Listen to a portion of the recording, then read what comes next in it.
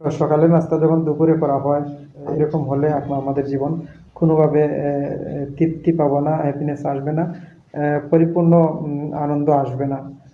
So এটা একটা মজার বিষয়। আমরা পিছিয়ে যাবো, কোনো না কোনোভাবে আমরা বাধাগ্রস্ত হব।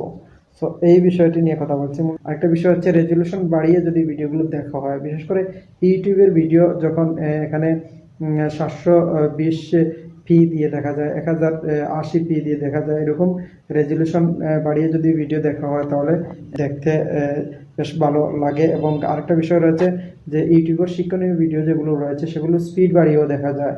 আমরা অনেকের জানা রয়েছে যে স্পিড বাড়িয়ে দেখলে হয়তো 10 মিনিটের ভিডিও 7.5 মিনিট 8 মিনিটে দেখতে পারবো। সো স্পিডের যে স্পিড 1.25 দিয়ে দেখা যায়, 1.50-তে দেখা যায়, এরকম যেভাবে আমরা হোয়াটসঅ্যাপে বিভিন্ন ব্যক্তির কথা স্পিডে শুনে থাকি, কিন্তু হোয়াটসঅ্যাপে যখন স্পিডে আমরা শুনি তখন দেখা যায় কথাগুলো চিকন হয়ে যায়, কিন্তু ইউটিউবে যখন স্পিড বাড়িয়ে আমরা ভিডিও দেখবো তখন কথা চিকন না হয়ে স্বাভাবিকভাবে থাকে, কিন্তু একটু স্পিড বাড়ে। এখানে হুসাইন আহমেদ ভাই দেখছেন, অসংখ্য ধন্যবাদ। সো বেশিরভাগ শুক্র এবং শনিবারে আসতে ভালো লাগে, এই জন্য শুক্র এবং শনিবারে কোনো হেডেক থাকে না, অফিসিয়ালি কোনো কাজ থাকে না।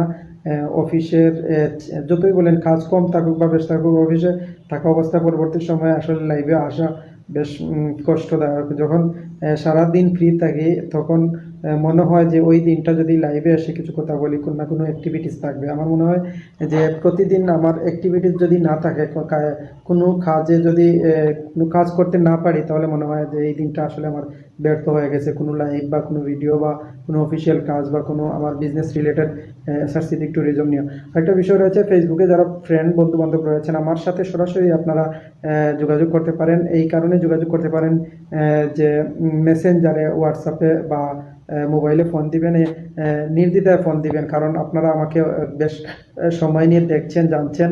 কোনো ধরনের সার্ভিসের প্রয়োজন হলে, বিশেষ করে ট্রাভেলস এবং গুমরাহ হজের জন্য যদি প্রয়োজন হয়, সরাসরি নক করতে পারেন, নতুবা ব্যাংকে যদি টাকা রাখার প্রয়োজন পড়ে এফডিআর ডিপিএস করেন। আর চেকের জন্য অনেকে ব্যাংক অ্যাকাউন্ট করে থাকেন, বিভিন্ন জায়গায় লোন নেওয়ার জন্য চেকের প্রয়োজন পড়ে, সেক্ষেত্রে ব্যাংক অ্যাকাউন্ট করে অল্প খরচে চেক বুক রিকুইজিশন দিয়ে চেক নিতে পারেন। এইরকম বিভিন্ন সেবা রয়েছে। এইরকম প্রিপেইড এটিএম কার্ড নিতে পারেন। তাছাড়া অন্যান্য অনেক বিষয় যদি প্রয়োজন পড়ে তাহলে যোগাযোগ করতে পারেন।